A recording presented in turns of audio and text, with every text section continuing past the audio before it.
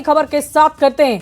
पटना से बड़ी खबर आ रही है। नाबालिग लड़की को बहला फुसला कर ले जाने के आरोप लगे हैं। शादी करने और बंधक बनाकर रखने का आरोप लगा है। आरोपी की पहचान मोहम्मद शमशाद आलम के रूप में की गई है। परिजनों ने युवक को पकड़कर पुलिस को सौंप दिया है।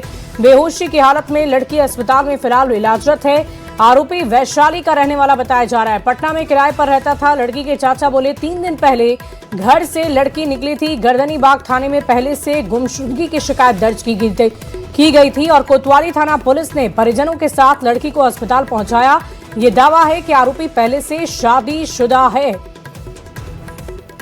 तो पटना से ये बड़ी खबर आपको बता रहे हैं। नाबालिग लड़की को बंधक बनाने के आरोप लगे हैं। पटना से ये बड़ी जानकारी सामने आ रही है। शादी करने बंधक बनाकर रखने के आरोप लग रहे हैं। पटना से ये बड़ी खबर आपको बता दें, मोहम्मद शमशाद आलम पर ये गंभीर आरोप लगा है और इस मामले की जांच पड़ताल लगातार जारी है।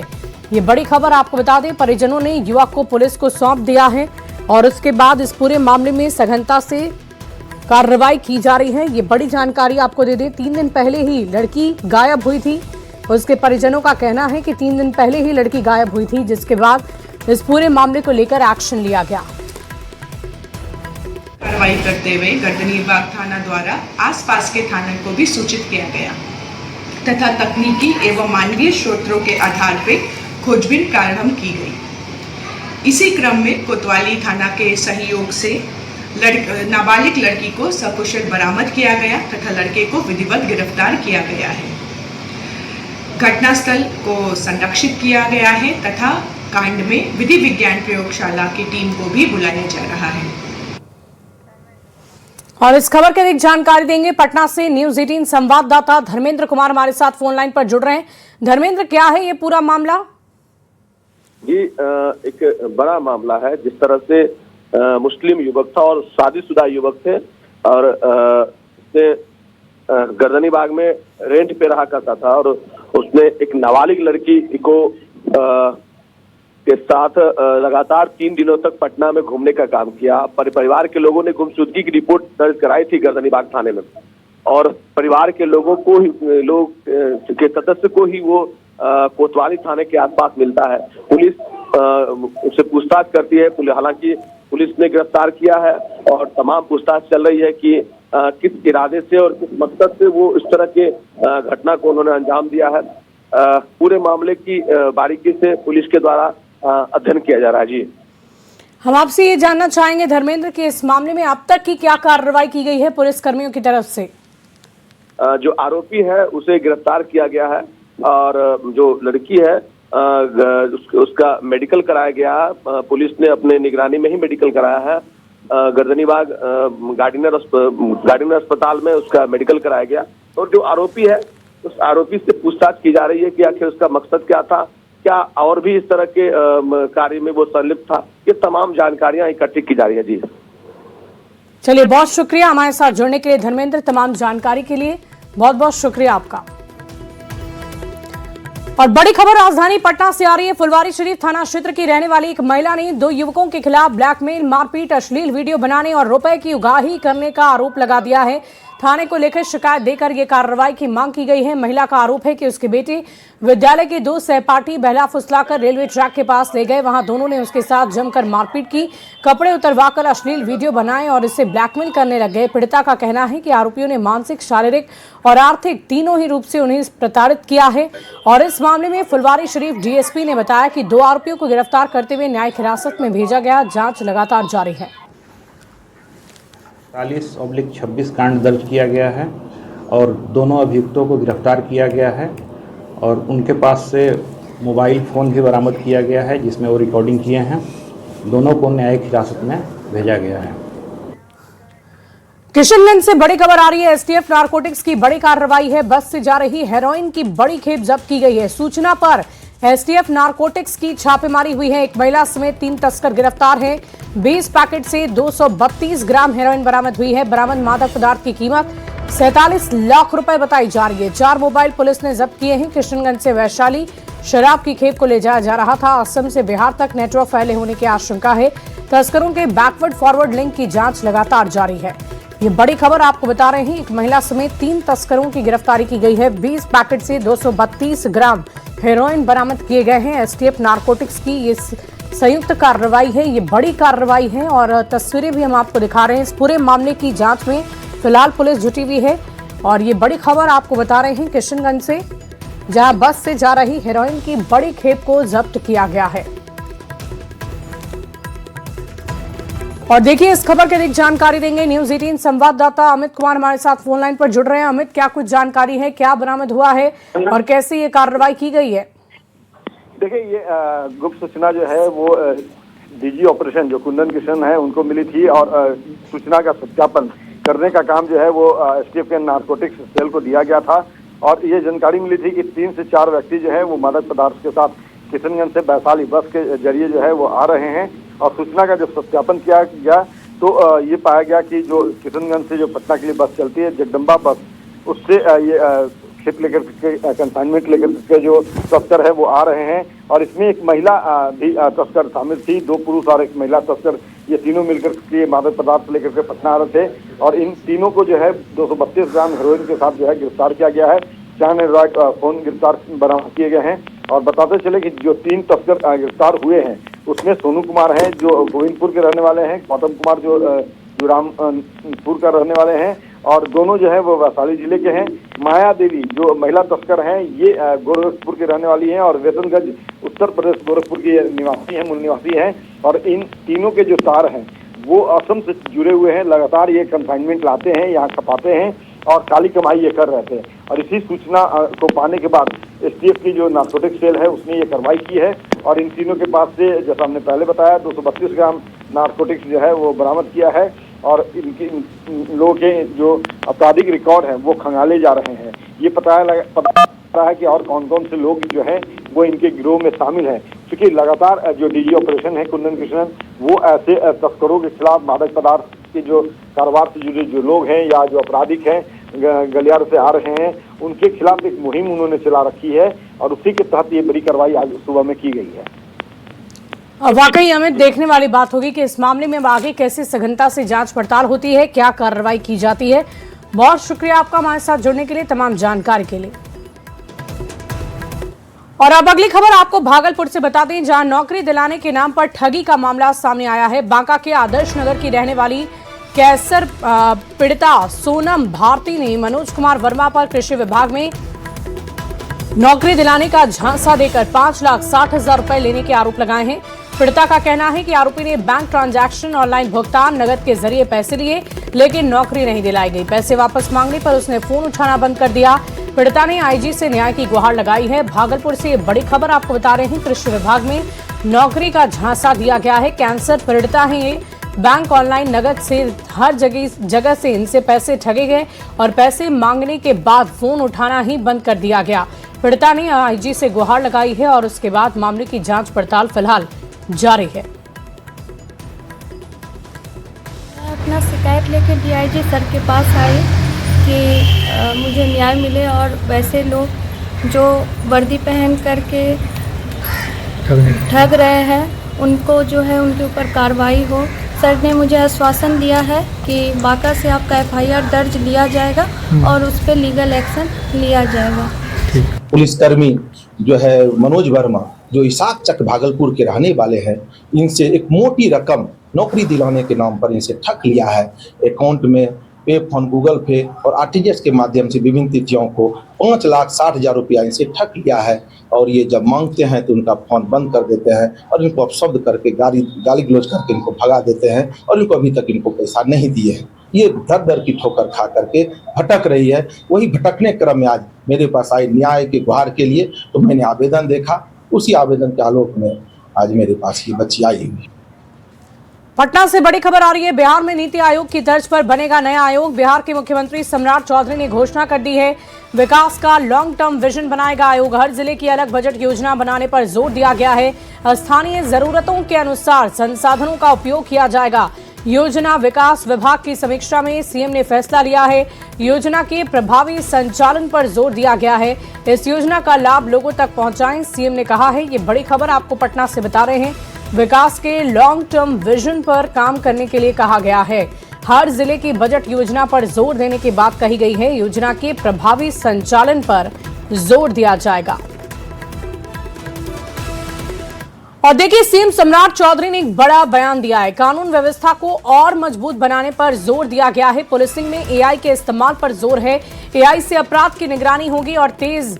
सीएम ने यह भी कहा है, पुलिस व्यवस्था को आधुनिक और सक्षम बनाया जाएगा। सीएम सम्राट चौधरी की तरफ से निर्देश दिए जा रहे हैं।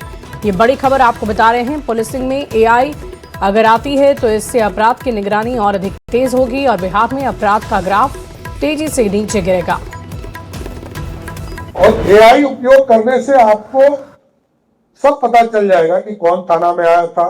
कहीं क्राइम यदि सीसीटीवी कैमरा में हो रहा है, मैंने तो अभी इसको यूज करने के लिए मैं 2014 से प्रयास कर रहा हूं। मैं बता रहा हूं 2014 में मैंने ट्रैफिक सिस्टम में इसको लगाने के लिए कहा था और 2014 में इसलिए लगाना शुरू किया था पटना जैसे शहर में कि यदि ट्रैफिक जाम डाकबंगला चौराहा है तो उसको दूसरा रास्ता क्या दे सकते हैं, उधर से डाइवर्ट कीजिए। तो वही मैकेनिज्म हमको लगता है कि अब यहां यूज करने की जरूरत है।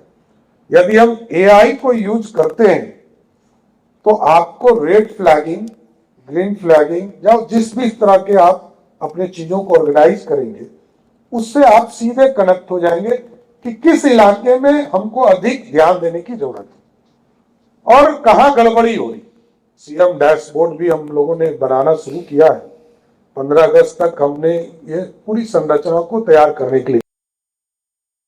और इस बीच राजधानी पटना से एक बड़ी खबर का रुख कर लेते हैं। पुलिस मुख्यालय ने निर्देश जारी कर दिया है। विधि व्यवस्था की बेहतरी पर निर्देश जारी किया। सभी जिलों को 5 बिंदु पर फोकस करने के निर्देश दिए गए। आर्म्स एक्ट, सांप्रदायिक तनाव पर फोकस हुआ है। पुलिस पर हमला, हर्ष फायरिंग, पॉक्सो एक्ट, गंभीर अपराध पर सख्ती बढ़ाने की बात कही गई है। समीक्षा करने और निपटारे में तेजी लाने के लिए निर्देश दिया गया है। स्पीडी ट्रायल पर भी जोर दिया गया है। जमीन और बालू शराब माफियाओं पर सख्ती बरतने के निर्देश दिए गए हैं। अपराधियों की संपत्ति जब्त करने को लेकर भी अपडेट किया गया है। वांटेड अपराधी की गिरफ्तारी की संख्या को बढ़ाना है और विधि व्यवस्था की लगातार समीक्षा करनी है।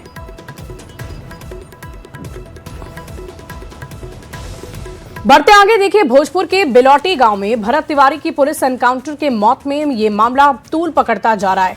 इस घटना के करीब 18 दिन के बाद भरत की मां और बहन ने प्रेस कॉन्फ्रेंस के जरिए अपनी मांगों को सरकार के सामने रखा है। दोनों ने कहा कि अगर 8 जुलाई तक इन मांगों पर विचार विमर्श नहीं किया जाता है तो मांग नहीं मानी जाती है तो 9 जुलाई से वे लोग आमरण अनशन करने को मजबूर हो जाएंगे। भरत तिवारी की मां आशा देवी ने बताया कि लगातार उनके परिवार के ऊपर खतरा बना हुआ है। रात के 11 बजे बिना नंबर प्लेट की गाड़ी उनके घर के पास आती है। इससे उनका परिवार डरा सहमा है। भरत की बहन ने आरोपी अधिकारी और जवानों की गिरफ्तारी होने को लेकर भी मांग अपनी रखी है और कहा है कि अगर ऐसा नहीं हुआ तो वो आमरण अनशन करेंगी। परिवार की सुरक्षा के साथ पूरे गांव के निर्दोष लोगों पर दर्ज केस को वापस लेने की मांग की गई है। इस बीच भरत को न्याय दिलाने को लेकर अब लगातार मांग दिल्ली तक उठने लगी है। परिवार के लोग 12 जुलाई को दिल्ली भी जा रहे हैं। इसके अलावा 17 जुलाई को जंतर मंतर पर हस्ताक्षर अभियान चलाकर पीएम और राष्ट्रपति को ज्ञापन सौंपने की तैयारी है। हड़ताल पर ना इन लोग की गिरफ्तारी हुई तो 9 तारीख के अनशन पर बैठल भूख हड़ताल पर रहे के बाद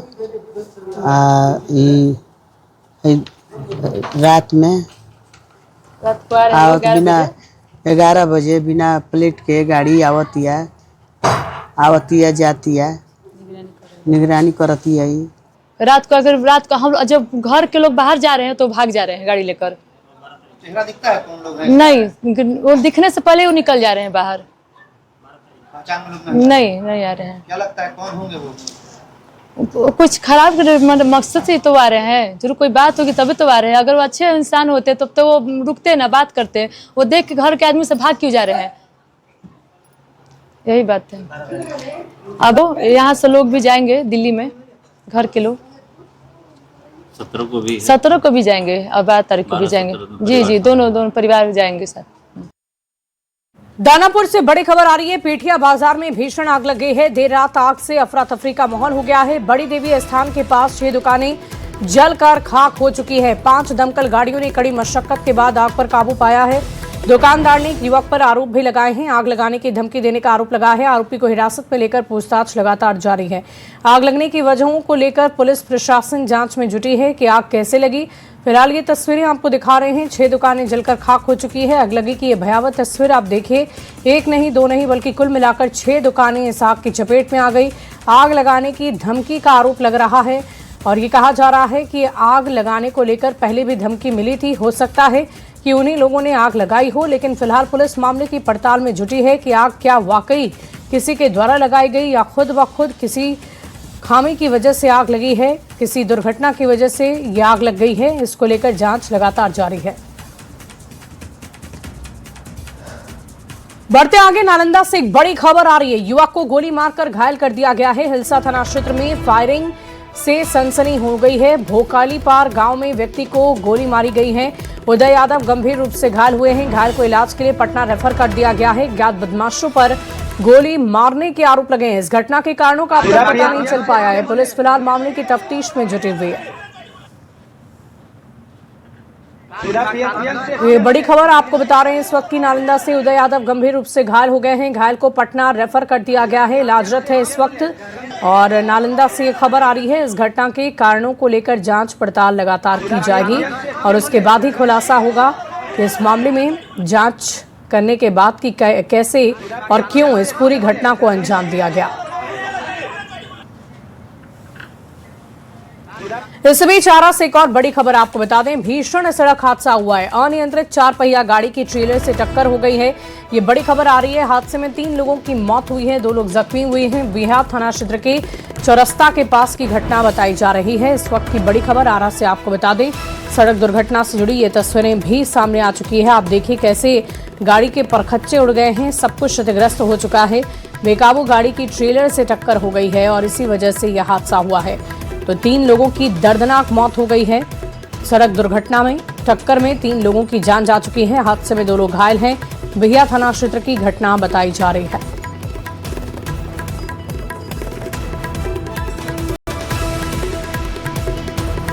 होटल के समीप NH 922 पे बड़ी हादसा हुआ है, देखा है, क्या कहेंगे? जी, ये पता चला है कि ये गाड़ी नोएडा से आ रही थी। स्कॉर्पियो पर 4 लोग सवार थे और ये लोग देवघर जा रहे थे। इसी क्रम में राही होटल जो बिहिया में है उसके सामने कंटेनर जा रहा था आगे।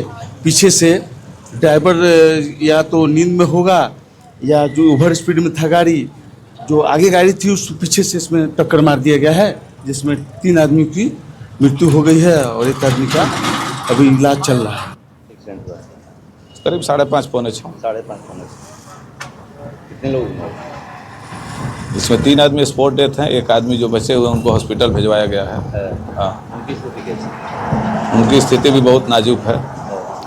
बड़ी खबर मुजफ्फरपुर से आ रही है, जहां बीजेपी नेता की गाड़ी से भीषण सड़क हादसा हो गया। इस हादसे में स्कूटी सवार 2 लड़कियों की दर्दनाक मौत हो गई है। हादसा इतना भीषण था कि कार के भी परखच्चे उड़ गए। गाड़ी दूर जाकर झाड़ी में गिर गई और घटना मुजफ्फरपुर के बोचहां थाना क्षेत्र के आदि गोपालपुर चौक के निकट की है। इस हादसे के शिकार दोनों लड़कियां आदि गोपालपुर की रहने वाली थी, जिनके नाम नेहा और निशु थे। कार में कौन कौन सवार था इस बारे में अभी तक जानकारी सामने नहीं आई है।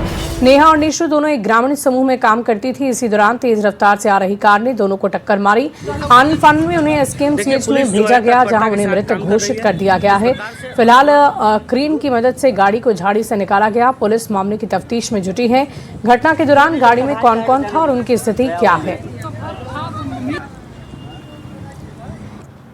घरे से आ रहा था, बैंक के ऐसे मीटिंग में ऐसे पैसा उछलने के लिए ऐसे आ रहा था। उन्हें से ऐसे फॉर्च्यूनर वाला आया, स्कूटी साइड में था और वो ऐसे उड़ाते चला गया। फॉर्च्यूनर गाड़ी है जी, पूर्णिया नंबर गाड़ी है। हेलो गाड़ी ऐसे पलटी मारा हुआ है जी, उसी जगह है। प्रशासन से ऐसे जो चीज़ ऐसे उसका है दोनों आदमी का मुआवजा से ऐसे दे देवे, बस हो गया। और क्या चीज़ चाहिए? देखिए, पीएम मोदी ने गुजरात के साणंद स्थित सीजी सेमिकॉन ऑफसेट प्लांट का उद्घाटन किया है। इस अवसर पर पहली made in India commercial semiconductor chip की पहली खेप वैश्विक बाजार के लिए रवाना की गई है। पीएम मोदी ने उद्घाटन के दौरान चिप बनाने वाली टीम के 15 सदस्यों से संवाद भी किया। इस टीम में जमशेदपुर के बागवेड़ा की बेटी तनीषा गौतम शामिल थी। पीएम मोदी ने तनीषा गौतम से पूछा कि वो कहाँ की रहने वाली है, क्या पढ़ाई करती हैं और यहाँ काम करना पसंद है या नहीं। तनीषा ने कहा कि वो जमशेदपुर की रहने वाली है। तनीषा गौतम ने पीएम से बातचीत करते हुए बताया कि पीएम मोदी को सामने से देखना और उनसे बात करना एक अलग ही अनुभव रहा। उनसे बात करने मात्र से आत्मविश्वास ऊर्जा से भरा हुआ महसूस कर रही हूं। आपको बता दें कि तनीषा गौतम साणंद स्थित सीजी सेमिकॉन ऑफसेट प्लांट में जूनियर इंजीनियर के तौर पर कार्यरत है। मैं आज जिन बेटियों से मिला, झारखंड, बालाघाट मध्य प्रदेश, कोई केरल से, कोई छत्तीसगढ़ से और जय जोहार से ही हमारी बात शुरू हुई, क्योंकि मैं उस क्षेत्र में रहा हूं तो मुझे पता है।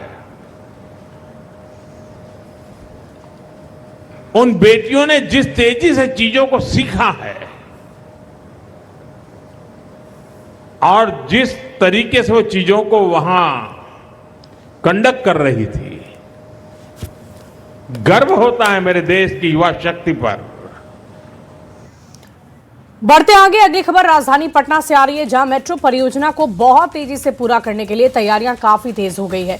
नेहरू पथ पर निर्माण कार्य और प्रशासनिक तैयारियों ने रफ्तार पकड़ ली है और इसी को लेकर जिला प्रशासन, ट्रैफिक पुलिस और संबंधित विभागों के अधिकारियों के बीच लगातार बैठकों का दौर जारी है। निर्माण कार्य के दौरान आम लोगों को जाम से परेशानी न हो, इस पर मंथन किया जा रहा है। सड़क के चौड़ीकरण और रोड डायवर्जन का काम शुरू हो चुका है। राजवंशी नगर के पंचमुखी हनुमान मंदिर के पास नया डिवाइडर बनाया गया। जल्द ही यहां मेट्रो की भारी मशीनें लगेंगी, जिससे एक लेन बंद रहेगी। इसके लिए वैकल्पिक ट्रैफिक व्यवस्था लागू कर दी जाएगी।